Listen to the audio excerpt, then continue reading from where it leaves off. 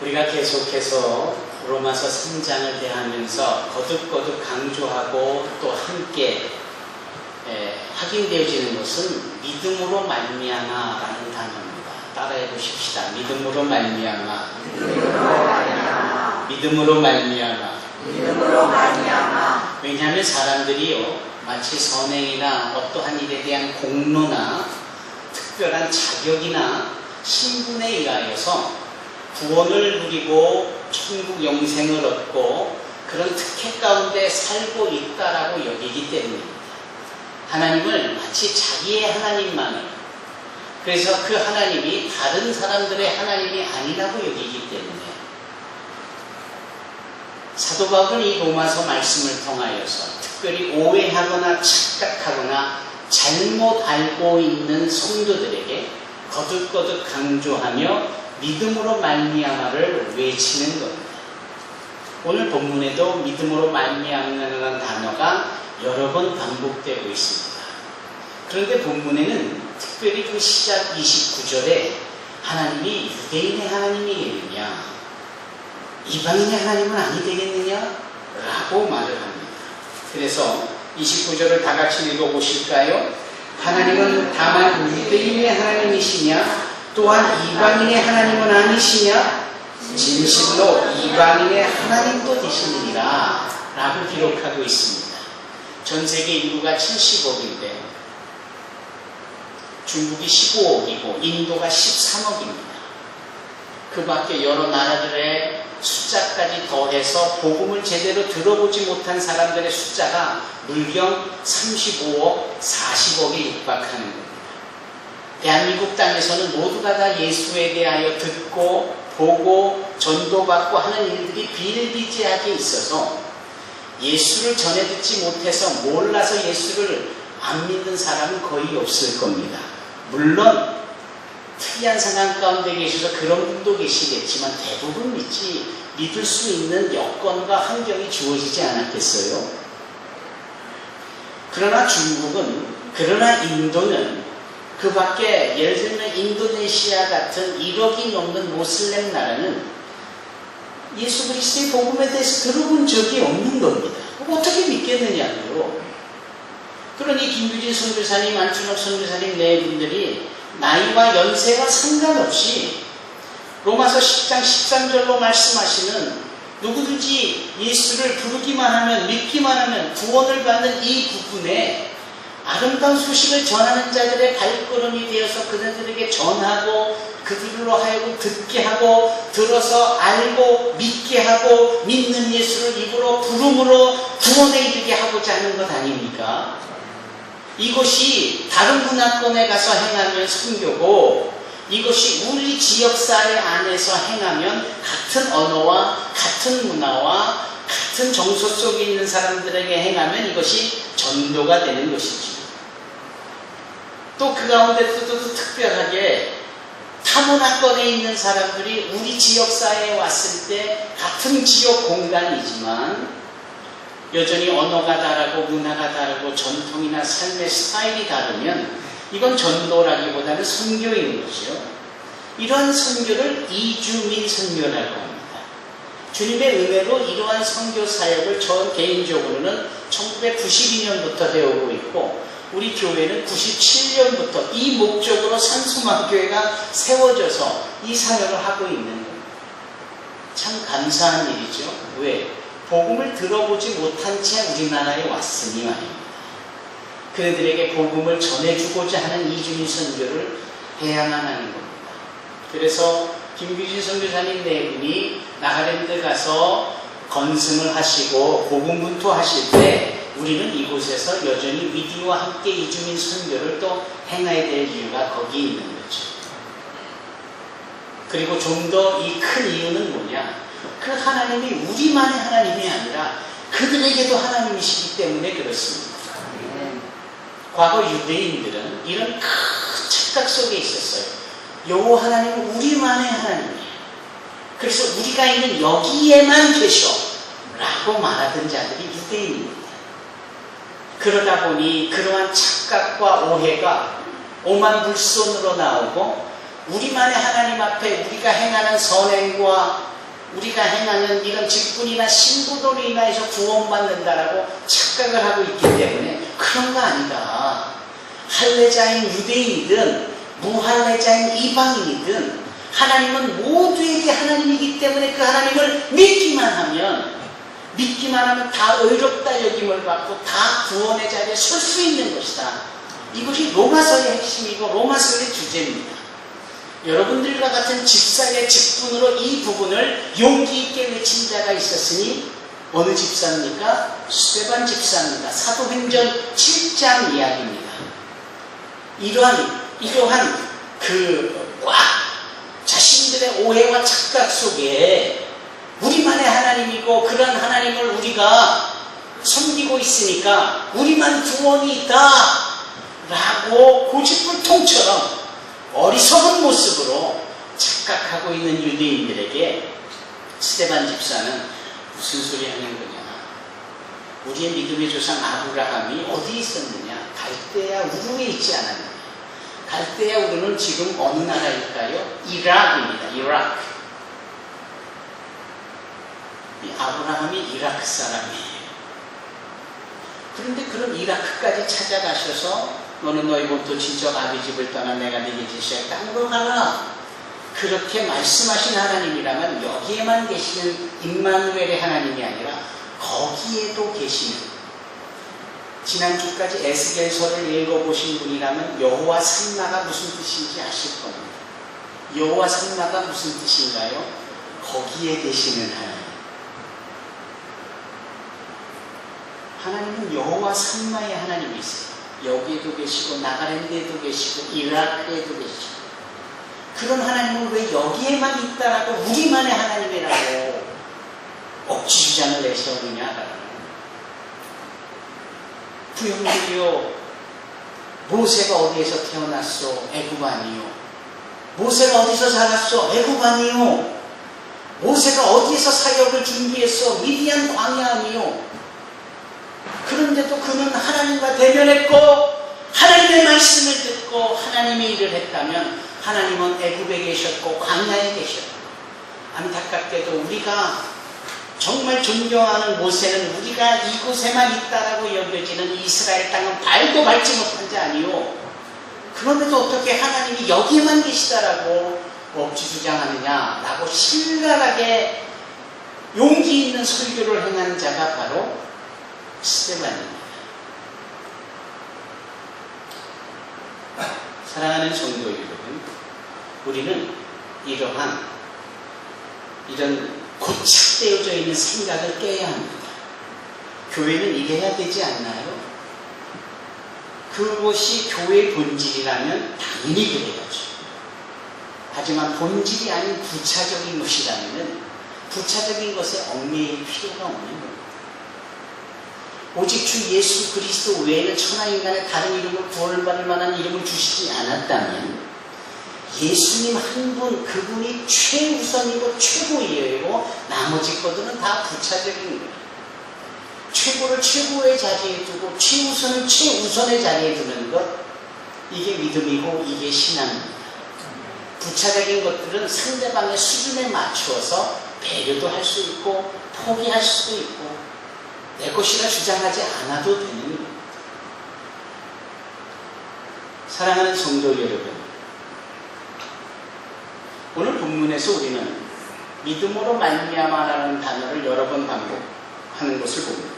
30절, 할례자도 믿음으로 말미암아, 또한 무할례자도 믿음으로 말미암아, 의롭다 하실 하나님은 한 분이십니다.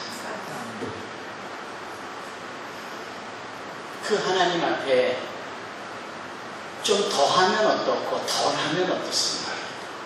그 하나님이 나의 하나님이라고 믿기만 한다면 그 믿음이면 충분한 거 아닙니까? 제발 좀 우리가 이런 유연한 생각들, 진리의 영이 계시는 곳에 자유함이 있다라고 합니다. 이 진리의 영으로 인한 자유함 속에 평안함이 있고 상대방이 말하고 주장하는 것 그럴 수 있다라고 여겨지고, 또 그들 편에서 연약한 부분을 나의 헌신이나 나의 포기로 채워간다면 여러분 이것이 진정 믿음으로 말미암아 구원받고 의롭다 여겨지는 우리의 신앙의 모습이 아닐까요? 사도 바울은 31절에 이렇게 고백합니다. 다 같이 읽어보십시다. 그런즉 우리가 믿음으로 말미암아 율법을 파괴하느냐 그럴 수 없느니라. 도리어 율법을 굳게 세우느니라.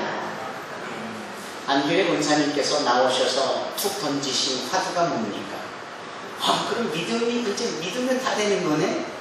믿었으니까 내가 아무렇게나 살아도 되는 거네? 왜? 믿음으로 말미암아 구원이 주어졌고 믿음으로 말미암아 영생이 주어졌고 믿음으로 말미암아 의롭다라고 여겨주시니 좀 죄 좀 진들 의롭다 여겨주실 것이고 내가 여전히 나를 위하여 이것저것 만끽하고 내 말초 신경을 자극하여 즐거울 수 있는 일들을 한다고 한들 뭐 구원이 취소가 되거나 내가 구원의 자리에서 탈락될 일이 있겠어? 여기 믿음으로 말미암아 하나님께서 구원해 주시고 믿음으로 말미암아 우리를 의롭다 해주신다고 하셨는데 믿으면 되는 거지. 믿음 하나면 되는 거지. 아 좋아라. 난 이제 예배 드리니까 믿는 것이고 내 마음대로 살아야 되겠다. 그러나 오해가 말입니다. 천만의 말씀이다라는 겁니다. 오히려 더 경건한 생활을 살아야 되고 오히려 더 은혜를 받은 자의 신분답게 수준 있고 성숙한 삶을 살아야 한다라는 지킬 것은 지켜나가자라는 거예요. 바카스라는 청량 음료를 피로회복제를 설명하는 텔레비전 광고를 보니 웬 청춘 남녀가 디립다 뛰기 시작합니다. 대더니 집 앞에서 도착해서는 시계를 보는 거예요. 늦지 않았어? 1분 남았어. 다행이다. 지금 너하고 나하고 사랑에 빠져서 연애를 하고 데이트를 했지만 아버지가 9시까지 오라고 그랬으니 그 9시까지는 약속을 지켜서 너를 귀가시키는 것이 남자친구인 내가 지켜야 될 도리야. 또 너는 나와 데이트를 하면서도 가정의 소중함을 알고 부모님하고 약속한 걸 지켜야 되는 이 두 청춘 남녀가 그걸 지키기 위해서 헐레벌떡 뛰어가는 겁니다. 얼마나 피곤하겠어요. 그러면서 나오는 게 바카스. 이 얘기 아닙니다. 이 말의 의미는 뭘까요? 저는 참 감동이 있어요. 지킬 건 지키자. 참 성숙한 거죠. 아르바이트도 하고 지쳐서 퇴근을 하는데 막 전철에서 몸이 이리 부딪히고 저리 부딪히고 고개 떨고 자는데 어느 청년이 이렇게 매달려 있습니다. 그런데 그 앞에 자리가 있는데 안 앉아요. 왜? 노약자의 자리니까. 임산부의 자리니까. 내가 아무리 피곤해도 지킬 건 지켜야지.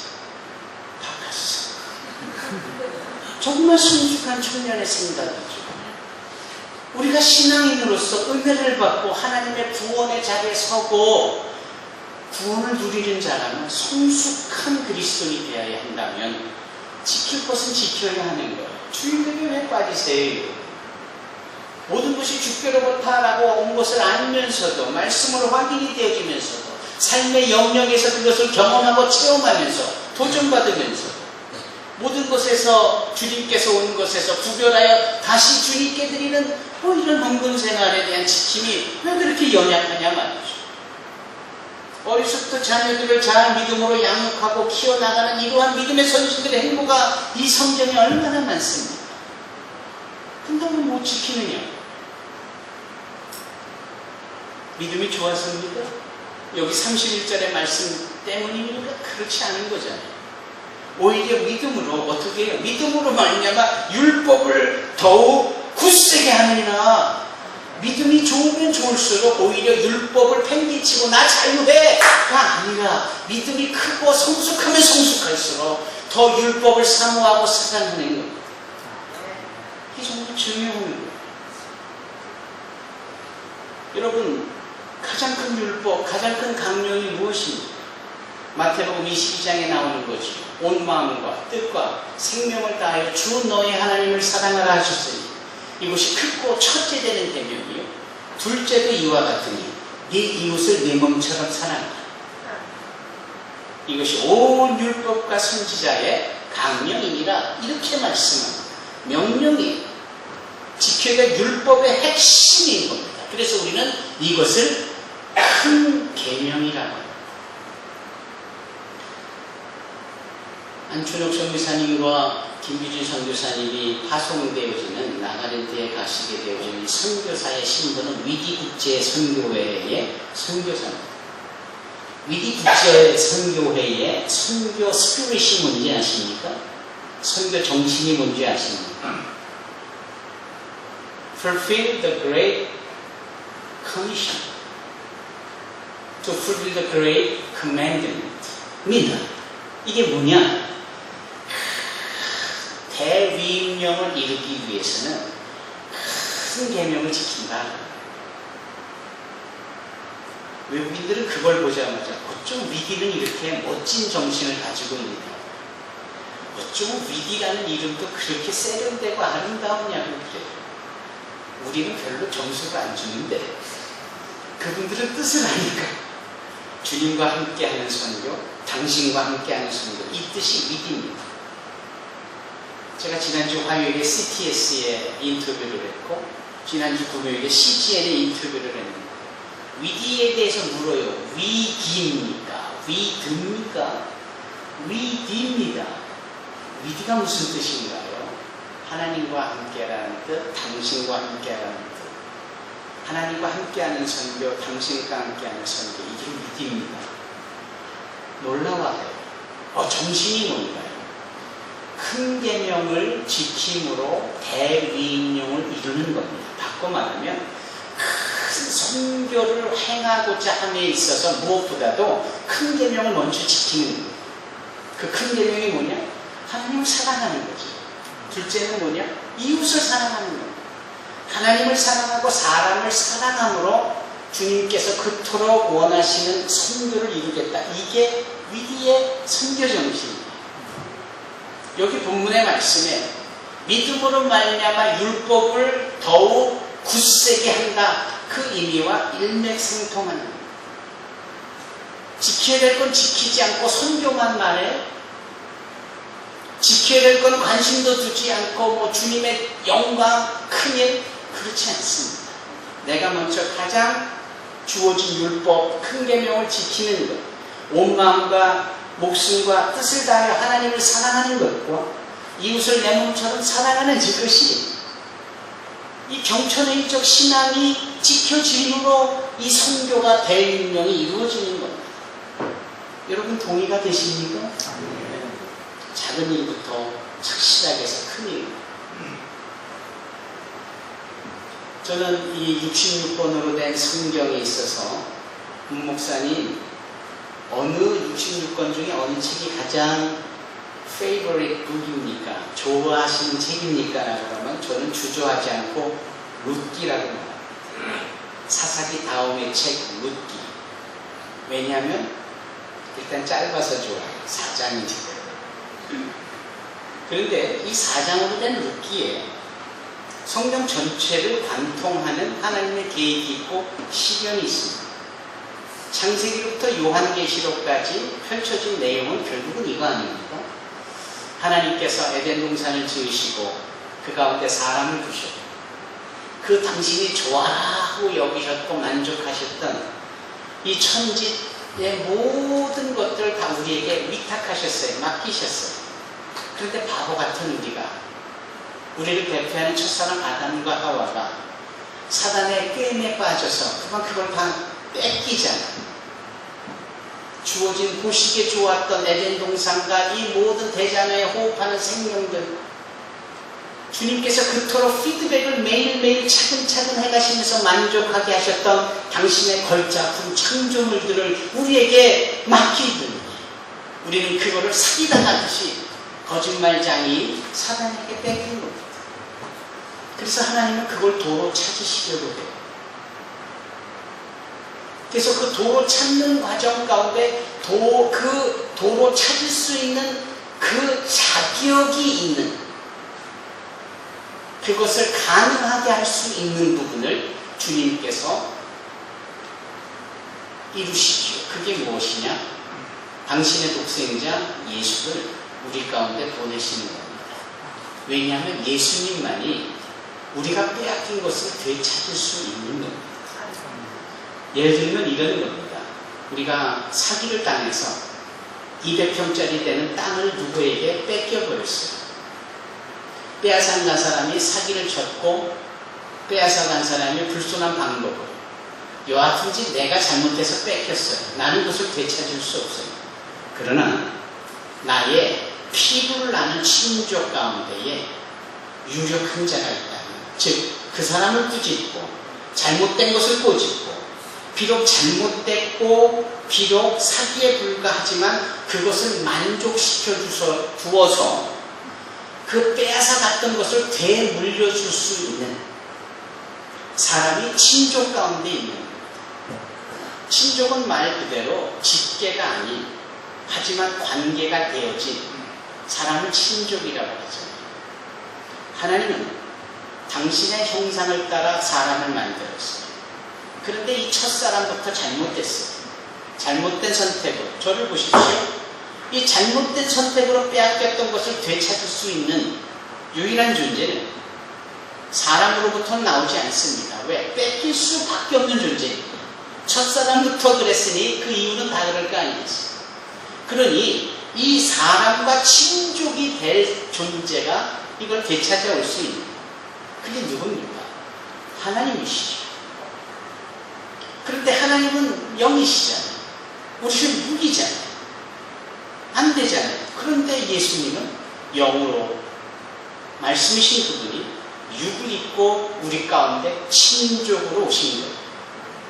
그래서 예수님만이 사단이 비록 내가 사기를 쳤지만 뺏은 것을 되돌리려면 친족밖에 없는데 아무도 없지 않냐? 여기 있다.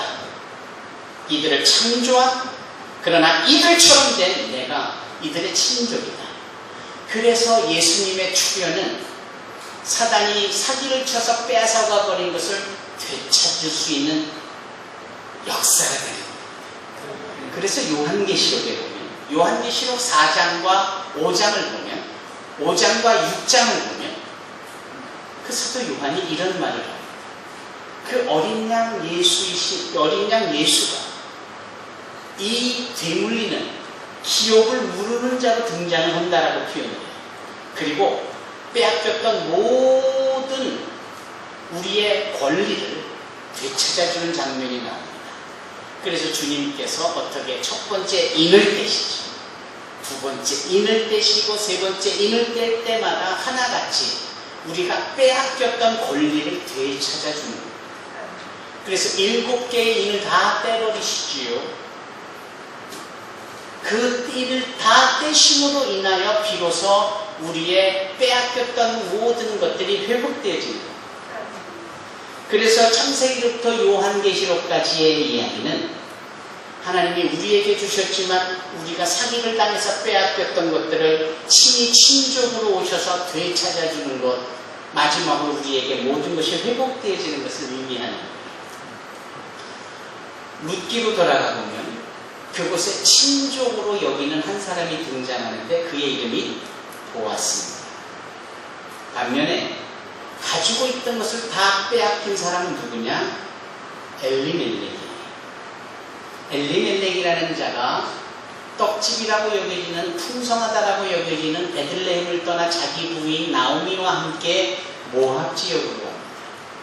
모압 지역으로 갔지요. 그곳에서 10년쯤이 됐을까 이 엘리멜렉이 죽어요. 나오미는 과부가 됩니다. 그러나 그들에게는 두 아들이 있었기에 첫째는 기럠, 둘째는 말론입니다. 이들이 다 결혼을 해서 기럠 첫째 아들은 오르바라는 모압 여인과 결혼을 하고 말론이라는 둘째 아들은 그 유명한 룻이라는 모압 여인과 결혼을 합니다. 문제는 거기서 끝나지 않고 이 두 아들마저 아버지를 따라 일찍 세상을 떠납니다. 기럠, 말론 다 떠나없어요. 그러니까 나오미가 기가 막힌 겁니다. 자기 혼자 과부인 것도 어려운 일인데 이곳에 와서 두 아들마저 죽고 결혼해버린 이 오르바와 룻이라는 이 모압 여인들이 다 과부가 됐으니 어쩌면 좋습니까? 이것이 다 내 인생의 불찰이고 내 죄 때문인 것을 알기에 이들을 다 원래 삶으로 돌아가게 하죠. 왜? 나오미는 자신의 고향인 베들레헴으로 돌아오려고 하는 겁니다. 바로 그럴 때에 오르바 첫 며느리는 그냥 모압에 남죠. 반면에 둘째 며느리인 룻은 어머니의 하나님이 나의 하나님이에요. 그 믿음과 신앙을 가지고 어머니를 따라 돌아오는 장면입니다. 그때가 보리 추수할 때라고 합니다. 돌아와 보니 고향은 고향인데 자기의 모든 것을 다 빼앗겨버린 채 아무것도 없는 나오미의 입장에서는 죽을 노릇이. 그래서 그는 자기 이름을 나오미라 부르지 말고 마라라 불러달라고. 내 인생이 이렇게 쓰리쓰고 아프고 고난의 연속인데 이름만 환희, 이름만 기쁨, 뭐 이런 식으로 불리면 무슨 의미가 있겠냐. 나를 마라라 불러다오. 그런데 진짜 얘기는 여기서부터입니다. 그 시어머니를 따라온 모압 여인이 이 룻의 이야기가 시작이 되죠. 이 룻은 이 베들레헴 이스라엘 입장에서 보고 외국에서 살러 들어온 이주 여성입니다. 오늘날 베트남, 캄보디아, 필리핀, 라오스, 몽골, 우리나라 청년들과 결혼하고자 온 수많은 이주민 여성들과 같은 신분이에요. 근데 이 룻이 먹을 것도 변변치 않고 시댁이라고 와봐도 누울 만한 것도 없고 오히려 그 어머니를 자기가 공양하여야 되는 거죠. 그래서 마침 보리 추수할 때니 그는 혹시 이삭이라도 떨어져 있으면 주워올 요리하는 거 갑니다. 우리 하나님은 말이죠. 너무나도 사랑이 많으셔서 항상 어려운 처지에 있는 분들, 예를 들면 고아나 과부에 대하여서 참 관심이 많으셨어요. 그래서 이스라엘 백성들에게 아예 말씀으로 명령하셔서 계명으로 나타내셔서 어려운 처지에 있는 고아와 과부들을 돕고 전애들을 섬기라고까지 하셨어요. 그 고아와 과부 못지않게 또 하나의 신분이 있으니 그 신분이 나그네 신분. 그 나그네를 좀 더 표현하면 이주민이라는 단어입니다. 너희의 고향으로 찾아 들어온 외국에서 온 이주민들에게 특별하게 관심과 사랑을 가지고 저들을 위하여서 도와라. 저들이 굶지 않도록 먹여라. 구체적으로 어떻게? 추수할 때가 돼서 곡식을 벨 때 너무 야무지게 다 완벽하게 베지 말고 곳곳에 듬성듬성 베지 말고 그 곡식을 놔둬라. 지나가던 이방인들이, 이주민들이 부끄러움 없이 배고프면 언제든지 그걸 베어다가 가져다가 먹을 수 있도록 배려해둬라. 정말 지혜로운 우리 옛날 선조들이 그 감나무에서 감을 다 따는데 그냥 야무지게 다 따지 않고 까치밤이라는 이름으로 몇 개 놔두잖아요. 아유, 니네들도 먹고 살아야지. 도대체 이 마음이 어디서 나온 걸까요? 참 우리나라 사람들은 이런 주님이 주신 마음이 예전부터 있었던 것 같아요. 이런 개념입니다. 혹이나 추수를 하다가 곡식이 떨어지면 그거 죽겠다고 허리 숙이지 마라. 지나가던 나그네가 부끄럼 없이 주워서 자기네들의 줄인 배를 채울 수 있도록 배려해 주시면 돼요. 그래서 룻이 어머니 나오미도 자신의 굶주린 배를 채우기 위하여 밭에 나가 이삭을 줍는데 놀랍게도 우연이겠지만 사람에게는 우연인 그것이 하나님께는 필연인 거죠. 하나님께 계획하셔서 인도해 오신 거예요. 어디로? 자신의 가족, 즉 시아버지 엘리멜렉의 피를 나눈 소위 말하는 친족의 밭으로 가게 됩니다. 그 친족의 이름이 보아스예요. 그러니까 이 보아스는 말이죠. 이들을 도울 수 있을 뿐만 아니라 마음만 먹으면 이네들이 빼앗겼던 두고 갔던 모든 이 베들레헴에서의 부동산, 집 같은 것을 다 기업을 물려줄 수 있는 존재예요. 그걸 알고 찾아간 것도 아니고 그냥 보리 이삭을 주우러 갔는데 하나님이 만나게 하시는 거죠. 그래서 그가 찾아가서 만났던 그 장소는 바로 보아스의 밭이었어요. 저는 이 보아스의 밭에서 이런 의미를 발견합니다. 참 하나님의 은혜로다. 삶의 실패로 인하여서 알거지가 된 나옴이라는 여성. 더 이상 명예도, 왜? 남편도 두 아들도 없는데. 그 나옴이라는 여성의 아프디 상처가 난 이 영혼과, 그리고 멀리 모압이라는 곳에서 찾아온 이주민 여성인 이 룻이라는 자, 둘 다 얼마나 여기가 낯설고 부끄럽고 삶이 고단하고 힘들고 생존하기가 녹록지 않았을 텐데, 이들을 위해서 하나님께서 보아스의 밭을 예비해 주셨구나.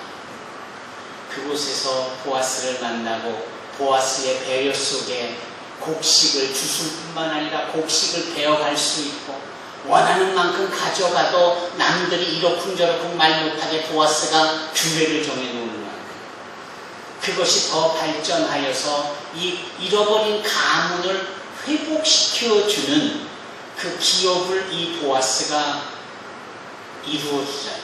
그래서 그 보아스에게 룻기를 보면 킹스 리딘, 기업 물을 자라는 단어를 3번이나 반복해서 사용합니다. 이 기업을 물으는 것은 우리가 빼앗겼던 모든 하나님이 주신 기업을 되물려 주시는 예수님에게만 사용되어지는 단어입니다. 이 보아스를 통해서 우리는 예수님을 봅니다. 그리고 이런 큰 그림의 구원의 역사를 볼 뿐 아니라 보아스의 세밀한 이런 세심한 작은 일의 배려 속에서 진정 은혜를 받은 자로서 율법을 굳게 지켜가는 성숙한 그리스도인으로 하나님의 자녀로서 이웃을 배려하고 섬기는 일을 하고 있음을 보는 거예요. 저희 교회가 작지만 뭐 일이 많아요. 아시겠죠? 최근에 우리가 보아스의 밭을 시작했습니다.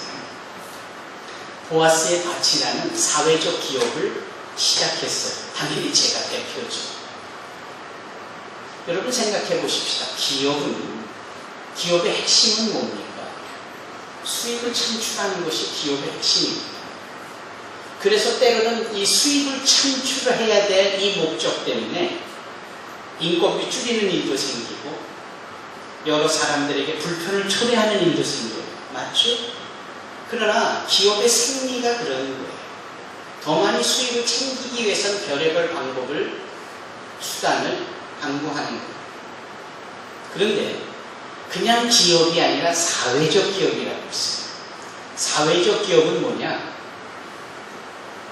수익을 창출하고자가 아니라 사람을 돕고자 하는 것이 사회적 기업이에요.